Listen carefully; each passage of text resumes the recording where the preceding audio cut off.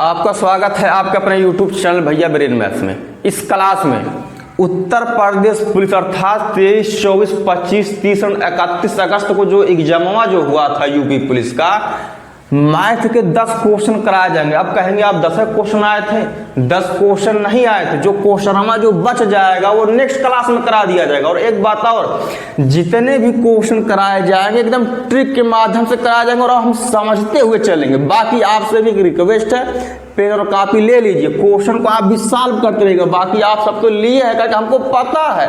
बाकी हम आ जाते हैं अपने क्वेश्चन नंबर फर्स्ट पे। अब यदि 3 क्रमागत सम संख्याओं का योगफल 78 है यानी 78, तो दूसरी सबसे बड़ी संख्या क्या है? पहली बात तो यहाँ पे है कि बोला है कि भैया सम संख्याओं का योगफल, तो पहले हम सम संख्या के बारे में जान लेते हैं। सम संख्या अर्थात इवन नंबर। अब इवन नंबर कहते किसे? यानी कि जिस संख्या में 2 का पूरा भाग चला जाता है अर्थात रिमाइंडर भैया आ जाता है, भेल या शेषफल 0 आ जाता है, उसी को बोलते हैं सम संख्या। हम दूसरे भाषा में यह भी कह सकते हैं जिसका इकाई का अंक 0, 2, 4, 6, 8 होता है, उसी को बोलते हैं भैया सम संख्या। अब हम आ जाते हैं अपने क्वेश्चन के सॉल्यूशन पर बहुत बेहतरीन तरीके से। अब यहाँ पे जब 3 क्रमागत सम संख्याओं का योगफल दिया 78, क्रमागत का मतलब होता है भैया लगातार। अब जब 3 क्रमागत संख्याओं का योगफल 78 है तो भैया हम 3 से डिवाइड कर देते हैं क्योंकि 3 संख्या है। अब हम जब 3 से जब इसको हम डिवाइड करेंगे तो भैया 26 बार में कट जाएगा। एक बात और, अब ये जो 26 या 26 निकल करके आया है, ये है बीच वाली संख्या। अब टोटल 3 संख्याओं को जो 78, यानी कि जब ये बीच वाली संख्या है तो भैया इसके बाद एक संख्या आ जाएगी और इसके पहले एक संख्या आ जाएगी। अब 26 में हम जोड़ेंगे 2 तो आ जाएगा 28। अब कहाँ 2 जोड़ेंगे? क्योंकि मैंने बोला है जो संख्या पूरा का पूरा 2 से कट जाती है उसी को बोलते हैं सम संख्या।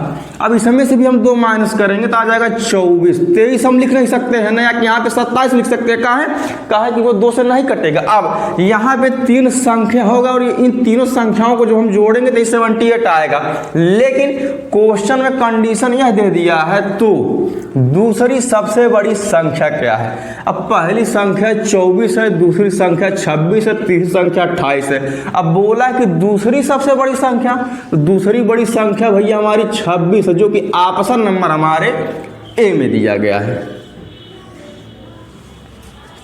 अब हम आ जाते हैं अपने क्वेश्चन नंबर नेक्स्ट पे। तो हमारा क्वेश्चन नंबर नेक्स्ट है और आप भी पेन और कॉपी ले लीजिए। एक बार और रिक्वेस्ट है, मुस्कुराइए मत। एक धनराशि साधारण ब्याज पर 5% वार्षिक दर से 3 गुना हो जाती है, उसी समय में यह धनराशि किस दर पर 6 गुना हो जाएगी। अब हम भैया इसको सॉल्व कैसे करेंगे? बहुत ही बेहद आसान ट्रिक्स। अब देखते हैं कैसे। कभी भी जब क्वेश्चन में अगर 5 गुना, 50 गुना, 1000 गुना कुछ भी बोले तो भाई हम करेंगे उसमें से एक माइनस। जैसे कि इसमें यहाँ पे यह बोला है 5% वार्षिक दर से 3 गुना हो जाती है। अब हम 3 गुना जब बोला है तो उसमें से हम कर देते हैं एक माइनस। ध्यान से सुनिएगा एकदम। उसके बाद हम इसमें करेंगे 100 से गुणा। अब यहाँ पे दिया है 5% वार्षिक दर, तो भैया हम इसको 5 से कर देते हैं डिवाइड। एक बात और, अगर यहाँ पे अगर टाइम दिया होता तो भैया हम इसको करते हैं टाइम से डिवाइड। ठीक, अब 3 में से 1 घटाएंगे आ जाएगा 2। मैं इसको एक बार और रिपीट कर देता हूँ। मैंने यही बोला है कि 4 गुना, 5 गुना, 6 गुना कुछ भी बोले उसमें से हम करेंगे एक माइनस। जैसे कि यहाँ पे 3 गुना बोला गया, 3 में से 1 माइनस करेंगे आ जाएगा 2। उसके बाद हम इसमें 100 से गुणा करेंगे। अब यहाँ पे बोला 5% वार्षिक दर, तो इसको हम 5 से डिवाइड कर देते हैं। एक बात, अब इसको जब हम डिवाइड करेंगे यानी कि 5 से जब हम इसको 100 को कट करेंगे तो ये 20 बार में कट जाएगा, यानी कि 20 × 5 = 100। अब कोई संख्या कटेगी नहीं तो 2 का गुणा हम 20 से कर लेते हैं, यानी 20 दूनी 40।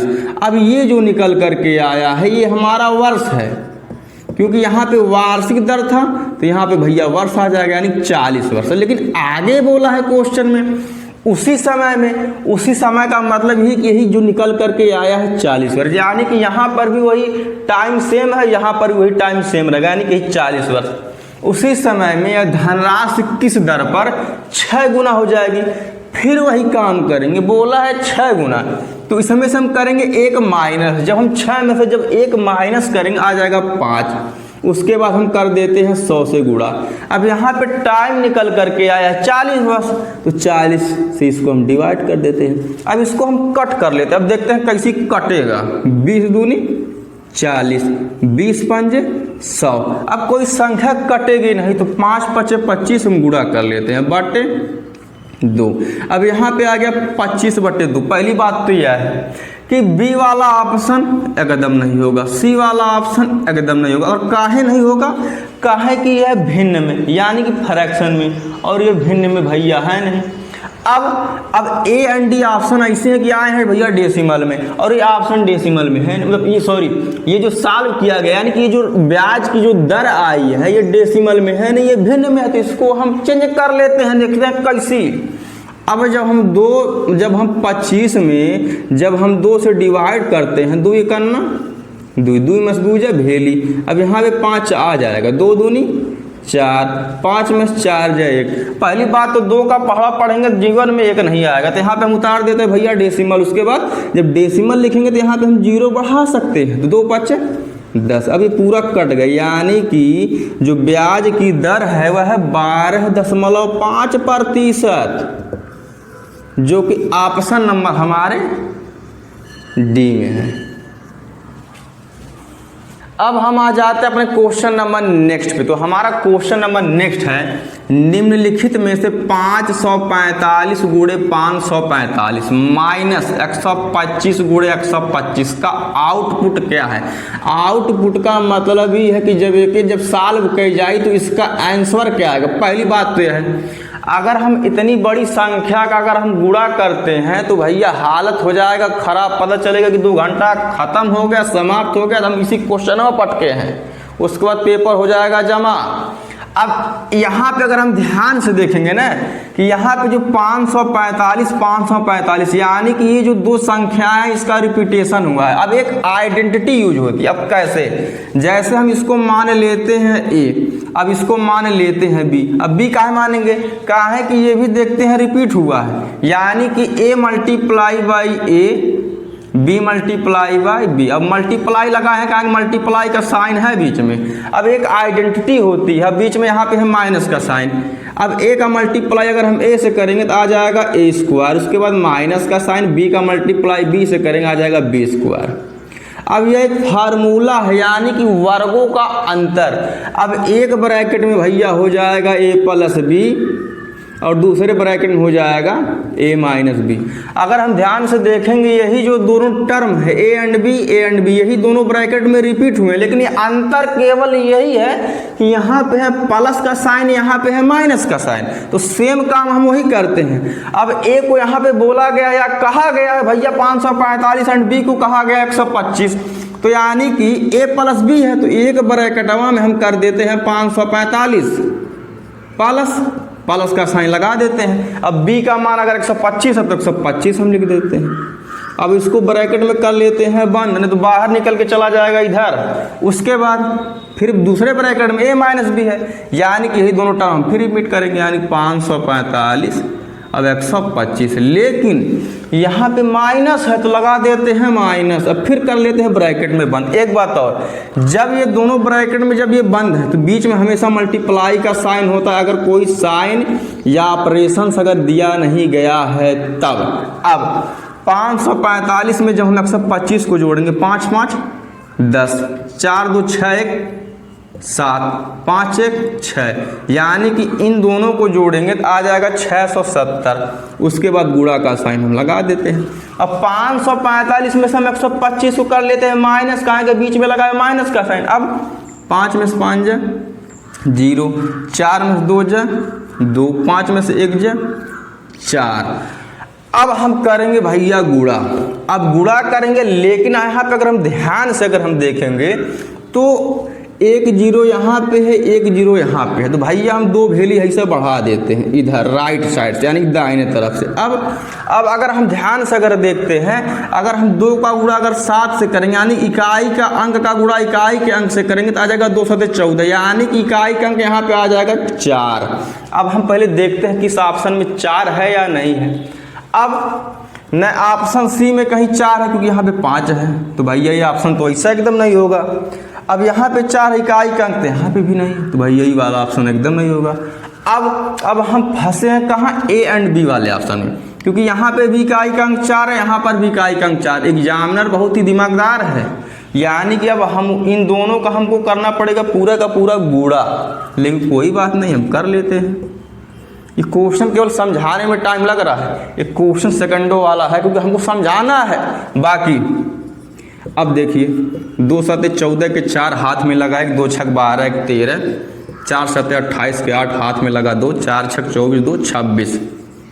अब हम इसको जोड़ लेते हैं, 4 8 3 11 6 1 7 1 हासिल 8, यानी कि 28 14 28। अब 4 हम पहले से लिखे थे 281। अब इसका आंसर आया 2,81,400, जो कि ऑप्शन नंबर हमारे कहाँ पे, हाँ बी में छिपा है। अब हम आ जाते हैं अपने क्वेश्चन नंबर नेक्स्ट पे, लेकिन क्वेश्चन नंबर नेक्स्ट पे आने से पहले एक मेरा आपसे रिक्वेस्ट है कि क्लास को लाइक शेयर एंड सब्सक्राइब कर दीजिएगा, क्योंकि ये सब आप सबके लिए ही किया जा रहा है और आगे किया जाएगा। एक बात और, ये जितने भी क्वेश्चन कराए जा रहे हैं ये यूपी पुलिस के किसी एक शिफ्ट में आए हुए क्वेश्चन नहीं है।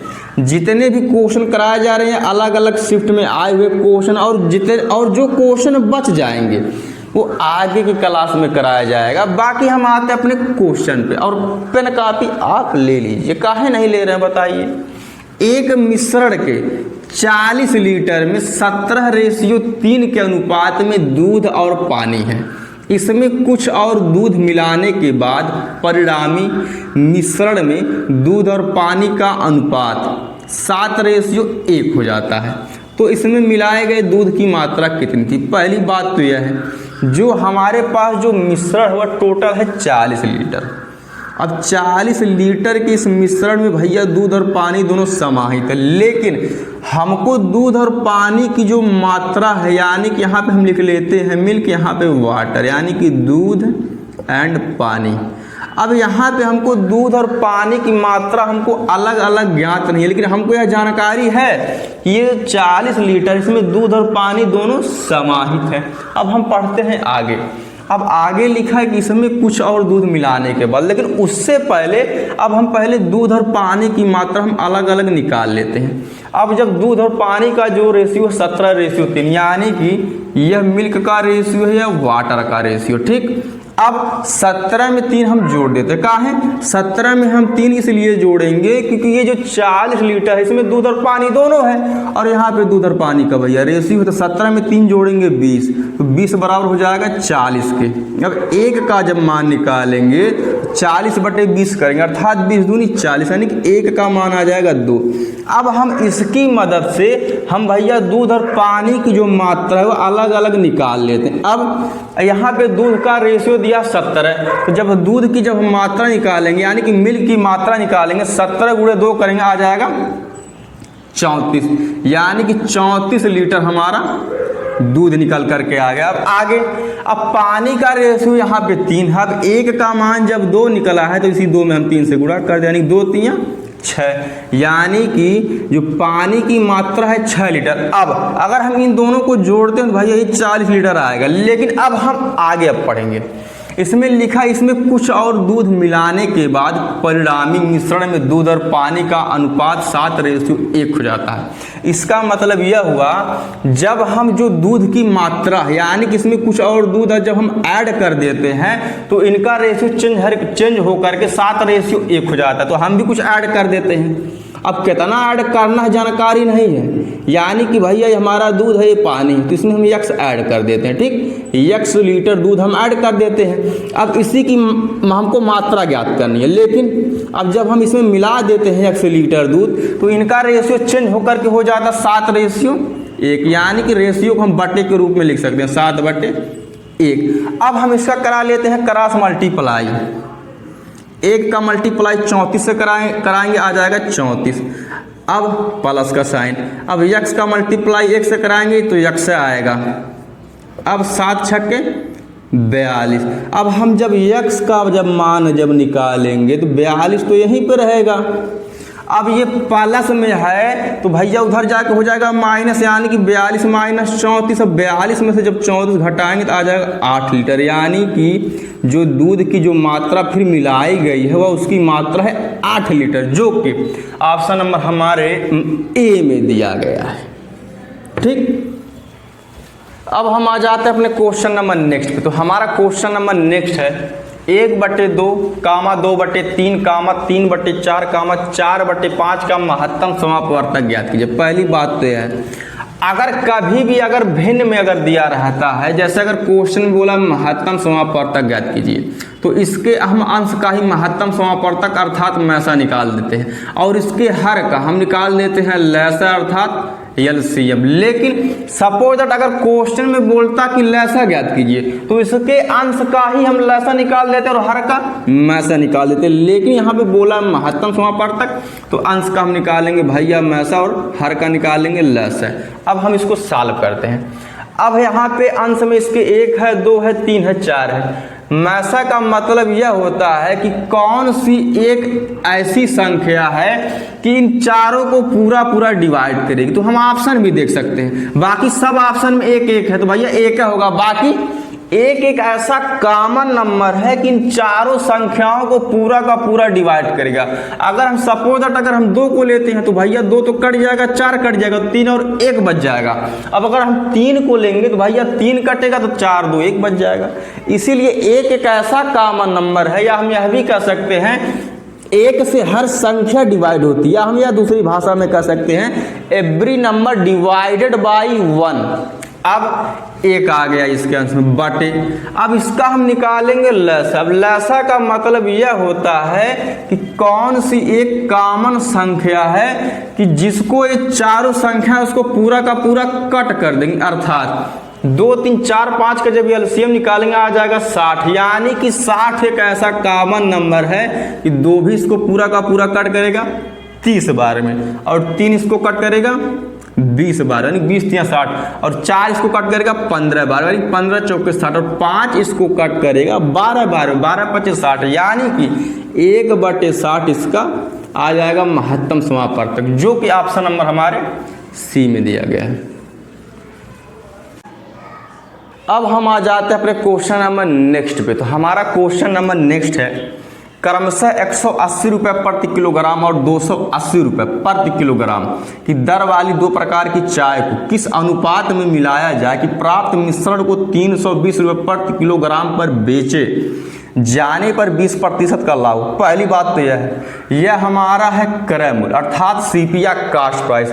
यह भी भैया हमारा क्रय मूल्य है, लेकिन यह हमारा विक्रय मूल्य का है कि इसमें लिखा है 320 रुपये प्रति किलोग्राम पर बेचे जाने पर, यानी कि विक्रय मूल्य है 20% का लाभ हो। तो कहने का मतलब ये है अगर ये क्रय मूल्य है, ये क्रय मूल्य, तो इसको भी हम क्रय मूल्य बनाएंगे, लेकिन उससे भी पहले हम कैलकुलेशन को थोड़ा सा नहीं बहुत छोटा करेंगे। अब कैसी, अब देखते हैं, यहाँ पे 1 0 है, यहाँ पे 1 0 है, यहाँ पे 1 0, यानी कि तीनों कट जाएंगे।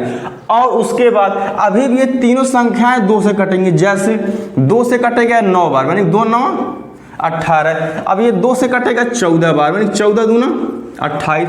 अब ये 2 से कटेगा 16 बार, यानी 16 दूना 32। तो भैया पहले पहली जो सीपी है, पहले हम यहाँ पे 9 लिख देते हैं, उसके बाद 14 लिख देते हैं। अब यह भी क्रय मूल्य है, यह भी क्रय मूल्य, तो यहाँ पर भी क्रय मूल्य होना चाहिए, लेकिन भैया यह हमारा विक्रय मूल्य है, तो इसको भी हम क्रय मूल्य बना लेते हैं। कैसे, इसमें लिखा है 16 रुपये प्रति किलोग्राम पर बेचे जाने पर 20% का लाभ, यानी कि लाभ यानी हमेशा 100% पर होती है। जब यहाँ पे अगर 20% का लाभ हुआ है तो 100 में जब हम 20 को जोड़ेंगे आ जाएगा 120%। अब इसी 120% का मान है 16 रुपया के बराबर। तो हम क्रय मूल्य कैसे निकालेंगे, क्रय मूल्य अर्थात 100% का हम मान निकाल लेते हैं। ठीक, तो 16 गुणे 100 बटे 120। अब इसको हम सॉल्व कर लेते हैं, यानी कि 20 से जब हम इसको कट करेंगे, 20 छक्का 120, 20 पंजे 100। अभी भी ये कटेगा, 2 3 6, 2 8 16। अब 8 पचे 40/3 यानी कि CP आ गया यहाँ पे, क्रय मूल्य आ गया 40/3। तो यहाँ पे हम 40/3 लिख देते हैं। काहे कि अब ये कटेगा नहीं, तभी ये बटे में आया है।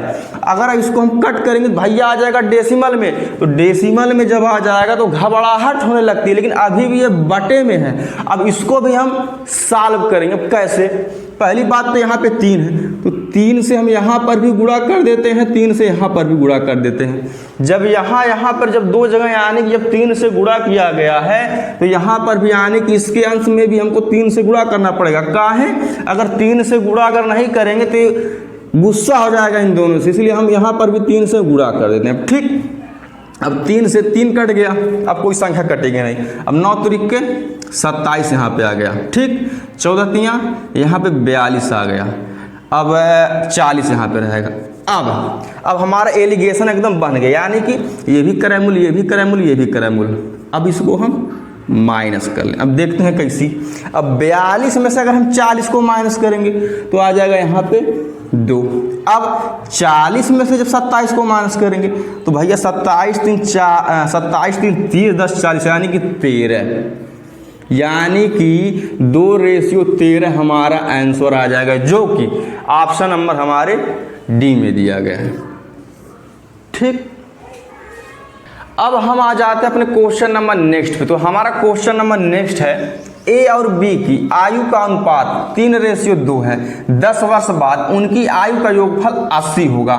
उनकी वर्तमान आयु क्रमशः कितनी है? पहली बात तो है, अगर हम ध्यान से अगर भाई हम देखेंगे जो यहाँ पे इनकी जो आयु का जो अनुपात दिया है, अर्थात ए और बी की जो आयु का अनुपात दिया है वर्तमान का है 3:2 है, लेकिन जो इनकी आयु का जो योगफल दिया है यह 10 वर्ष बाद का है। जब यह 10 वर्ष बाद की आयु का योगफल भैया 80 है, तो इसको भी हमको वर्तमान का बनाना पड़ेगा, क्योंकि यह वर्तमान उम्र का जो अनुपात है। इसीलिए अब पहली बात तो यह है, अब ए प्लस बी की आयु का योगफल 80 वर्ष, वो भी 10 वर्ष बाद का है। जब 10 वर्ष बाद का है तो वर्तमान में लाने के लिए इन दोनों को इसमें से हम 10 वर्ष माइनस कर देंगे, इसमें से 10 वर्ष माइनस करेंगे। काहे कि अगर दोनों लोगों की अगर उम्र अगर बढ़ेगी तो एक साथ में ही बढ़ेगी, और घटेगी तो एक साथ में ही घटेगी। जैसे अगर कहा जाए 2 लोग हैं, एक की उम्र 5 वर्ष है, एक की उम्र 7 वर्ष, सपोज दैट।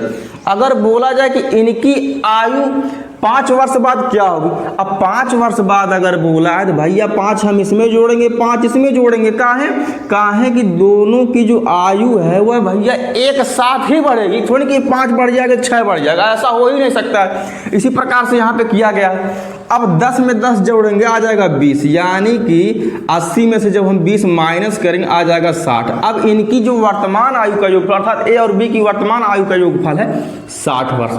अब यहाँ पे वर्तमान आयु का रेशियो है, यहाँ पे वर्तमान आयु का योगफल है, तो भैया हम इन दोनों को जोड़ देते हैं। 3 में 2 जोड़ेंगे आ जाएगा 5 बराबर हो गया 60। अब एक का जब मान निकालेंगे, जब हम 5 से जब हम 60 को कट करेंगे आ जाएगा 12। अब एक का मान आ गया 12। अब क्वेश्चन में पूछा है उनकी वर्तमान आयु ब्रैकेट में वर्षों में क्रमशः कितनी है, यानी कि इनकी वर्तमान आयु पूछा है। अब एक का मान जब 12 निकला है, इनकी वर्तमान आयु का जो रेशियो है 3:2 है, तो 12 में जब हम 3 से गुणा करेंगे आ जाएगा 36 वर्ष, यानी कि एक की जो वर्तमान आयु है 36 वर्ष। और उसी प्रकार से हम बी के निकाल लेते हैं। अब हम इसी 12 का हम कर देते हैं भैया 2 से गुणा, 12 दूना 24 वर्ष, यानी कि ए और बी की वर्तमान आयु क्रमशः 36 वर्ष और 24 वर्ष है, जो कि ऑप्शन नंबर हमारे ए में है। अब हम आ जाते हैं अपने क्वेश्चन नंबर नेक्स्ट पे। तो हमारा क्वेश्चन नंबर नेक्स्ट है, एक बस 50 किलोमीटर प्रति घंटा की गति से 250 किलोमीटर की दूरी तय करता है, तो यात्रा पूरी करने में कितना समय लगेगा? पहली बात तो यह है, यह क्वेश्चन बहुत ही आसान है, लेकिन आप सबको भी पता होगा एग्जाम जब होता है तो क्वेश्चन आसान भी आते हैं, हार्ड भी आते हैं, तब हम इसको सॉल्व भी कर लेते हैं, भले ही आसान है। अब इसमें पूछा कितना समय लगेगा, तो भैया समय का फार्मूला होता है दूरी बटे चाल, ये तो आप सबको पता ही होगा, दूरी बटे चाल, तो ये फार्मूला होता है ना समय का। हाँ, ये आपको याद है, समय बराबर दूरी बटे चाल। अब दूरी हमारी है 250 किलोमीटर, बटे 4 यानी कि स्पीड 50। तो भैया 0 से 0 कट जाएगा, 5 से कट करेंगे 25 को 5 बार यानी 5 पच्चे 25, यानी कि 250 किलोमीटर की दूरी तय करने में उसको 5 घंटा लगेगा अगर वह 50 किलोमीटर प्रति घंटा की गति से अगर जाता है, जो कि ऑप्शन नंबर हमारे सी में दिया गया है। अब हम आ जाते हैं अपने क्वेश्चन नंबर नेक्स्ट पे। तो हमारा क्वेश्चन नंबर नेक्स्ट है, एक वस्तु को 1700 रुपये में बेचने पर एक दुकानदार को 15% की हानि होती है, 20% लाभ प्राप्त करने के लिए उसे उस वस्तु को कितने रुपए में बेचना होगा। पहली बात तो यह है, दुकानदार बहुत ही होशियार है। अब कैसी, जब एक बार जब 1700 रुपये में बेचा तो 15% की हानि होती है, लेकिन वो दिमाग लगाया कि अगर 20% का लाभ अब कैसे प्राप्त किया जाए, तो भैया उसको कितने में बेचना होगा हमको यही ज्ञात करना है। लेकिन पहली बात तो यह है, इस 1700 रुपया में बेचता है तो उसको 15% की हानि होती है। पहली बात तो यह, परसेंटेज में लाभ या हानि हमेशा 100% पर ही होती है। अब 15% की अगर हानि हुई है तो 100 में से जब हम 15 घटाएंगे आ जाएगा 85%। अब इसी 85% का मान है रुपया में 1700 रुपये के बराबर। आगे बोला है अब वह 20% का लाभ प्राप्त करना चाहता है, तो लाभ होगा तो इसी 100 पे होगा। तो भैया जब 100 में जब हम 20 को जोड़ेंगे तो आ जाएगा 120%। तो हम 120% का मान निकाल लेते हैं। अब 1700 गुणे 120 बटे 85। अब इसको हम कट कर ले, तब कटेगा कैसी, 17 करने 17। अब 2 भेली यहाँ पे लगा देते हो, 17 पचे 85। अब इसको कट कर लेते हैं, फिर हम 5 से काटेंगे 100 को 20 बार, 20 पंजे 100। अब कोई संख्या कटेगी नहीं, काहे कि यहाँ पे कोई संख्या है या नहीं है। अब 12 दूना 24। अब 1 0 यहाँ पे 1 0 यहाँ पे, यानी कि 2 भेली ऐसे हम बढ़ा देते हैं, यानी कि उसको अगर 20% का अगर लाभ प्राप्त करना है तो उस वस्तु को 2400 रुपया में बेचना होगा, जो कि ऑप्शन नंबर हमारे डी में दिया गया है। लाइक कर दीजिए, शेयर सब्सक्राइब।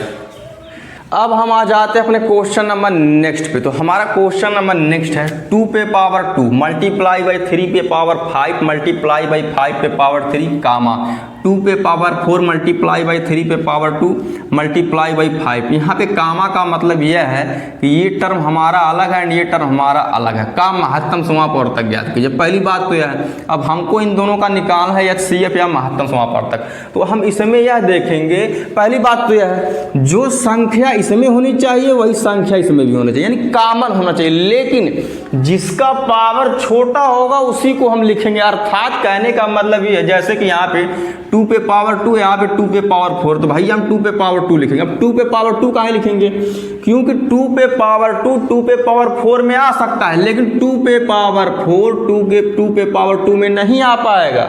यही मैंने बोला कि दोनों में कॉमन होना चाहिए। और अगर हम HCF अगर ज्ञात कर रहे हैं तो सबसे छोटा पावर वाला जो होता है उसी को हम लिखते हैं, ठीक। अब मल्टीप्लाई बाई, लेकिन यहाँ पे 3 है, यहाँ पे 3 है। अब दोनों में अगर 3 है तो भैया तो लिखना तो पड़ेगा हमको, लेकिन जो सबसे छोटा पावर होगा उसी को हम लिखेंगे। अब 3 पे पावर 2 है, 3 पे पावर 5 है। अभी हम इसका एक तरीका और बताते हैं, ऑप्शन मेथड। सब कैसे अभी देखते हैं, पहले इसको हम सॉल्व कर लेते हैं। मल्टीप्लाई बाई, अब 5 किसमें है, 5 इसमें, यानी 5 को हमको लिखना पड़ेगा, लेकिन कंडीशन यही है कि जो सबसे छोटा पावर होगा हम उसी को लिखेंगे। तो 5 पे पावर 3 है, 5 पे पावर यहाँ पे कुछ है या नहीं, कुछ है या नहीं, मतलब ये है कि यहाँ पे 1 है, यानी कि हमारा आंसर हो जाएगा 2 पे पावर 2 मल्टीप्लाई बाई 3 पे पावर 2 मल्टीप्लाई बाई 5, जो कि ऑप्शन नंबर हमारे बी में है। अब दूसरा तरीका इसका क्या है, अगर हम ध्यान से अगर हम दिमाग ऐसे अगर घुमा लेते, उसके बाद अगर हम देखते भैया ऑप्शन से, अब ऑप्शन से कैसी होगा, अगर हम ध्यान से देखेंगे यहाँ पे है 9, तो यहाँ पे कहीं 9 लिखा है, 9 कहीं लिखा ही नहीं है, तो ऑप्शन ऐसा नहीं होगा। उसके बाद यहाँ पे है 7 या 7, तो भैया ना इसमें 7 है ना इसमें 7 ही वाला ऑप्शन हमारा एकदम नहीं हुई। अब यहाँ पे लिखा है 8, यहाँ पे कहीं 8 है, 8 नहीं, ये वाला ऑप्शन एकदम नहीं होगा, तो ऑप्शन बचा बी, तो ऑप्शन बी ये वाला होगा। बाकी आंसर हमारा ये। इस क्लास का ये लास्ट क्वेश्चन है, जैसे कि मैंने शुरू में ही बोला था, बाकी जो क्वेश्चन बच जाएंगे या बचे हैं, बाकी बचे थैया हैं, वो क्लास नेक्स्ट में कराया जाएगा। लेकिन आपसे एक रिक्वेस्ट है, क्लास को लाइक शेयर एंड सब्सक्राइब कर दीजिएगा। ये सब आपके लिए ही किया जा रहा है। और क्लास कैसे लगी एक तो प्यारा सा कमेंट कर दीजिएगा। बाकी क्लास को एक पढ़ना स्किप मत करिए, शुरू से लास्ट तक देखिए। बाकी धन्यवाद।